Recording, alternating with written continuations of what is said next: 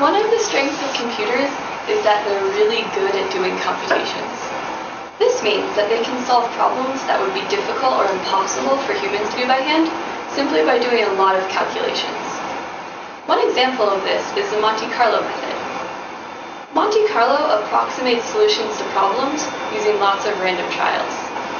You can think of this as how you might approximate the probability of heads or tails by flipping a coin 100 times and seeing how many times each comes up. Monte Carlo is useful for lots of different things. One example is finding the area inside of shapes. Another is for approximating probabilities. Today, we're going to go over how to write a program in Python that approximates the probability of different dice rolls using list comprehensions. First, we want to simulate rolling a single die. We can do this using the random functions built into Python that you learned about recently. Let's define a function roll, which returns the result of a single die roll. First, we're going to define a list using range of 1, 7, which will consist of the numbers 1 through 6. Next, we'll return choice of those numbers. This will pick out a single random number within the elements of our list and return it. So we'll get a value between 1 and 6 that is random.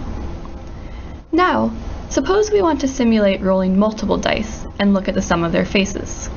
This is a great place to use list comprehensions. Try to write a function, roll many of n, which rolls n dice and returns their sum.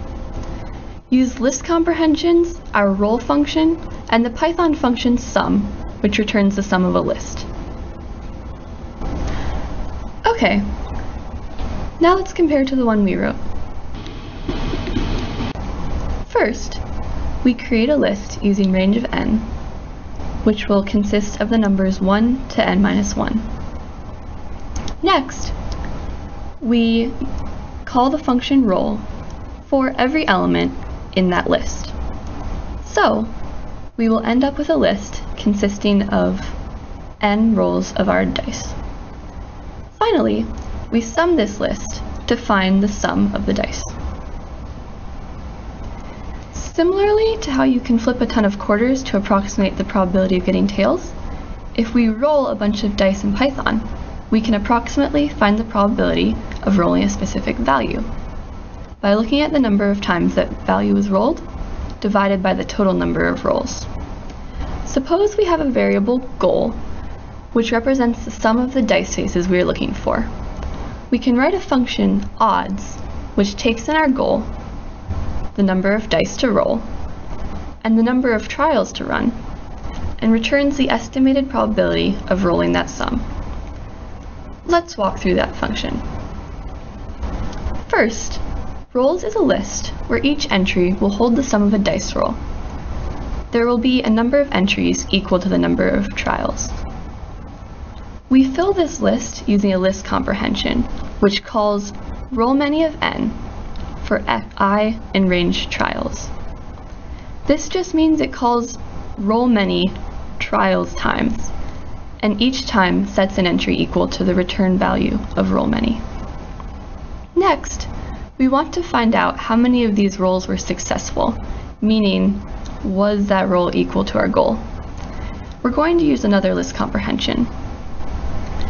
This one will look at each element of the list rolls and put one element at a time into the roll variable. Then, if roll is equal to goal, it will add an element to the list successes and set that element equal to 1. So, successes will be a list of ones with a length equal to the number of successful rolls. Finally, we take the length of successes to find out how many rolls were equal to our goal, and we divide it by the number of trials. This will give us the percent of rolls that are successful, which approximates the probability that we will roll the desired sum in real life. Note that we make trials a float, otherwise we will return an integer number instead of one with decimal places, like we desire.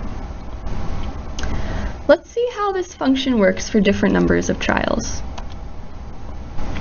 Suppose we want to roll a sum of 6 using 2 dice. Let's start with 10 trials. There it says we have a probability of 0.2 or 1 in 5. Now let's try with 100 trials. 0.14, 1,000, 0.13, and then just some very large number, 0.139. Oh, that's interesting. One more large number.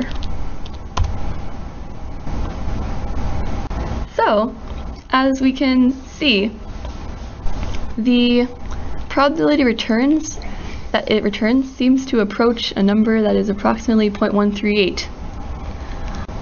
In general, for a Monte Carlo approximation, more trials will give us a more accurate approximation, as we can see here. In conclusion, the Monte Carlo approximation uses random trials to determine things numerically. We used it to calculate the probability of different rolls of dice. Although we could determine these probabilities relatively easily by hand, the Monte Carlo method is great for things that wouldn't be as easy to do, like computing more complex probabilities.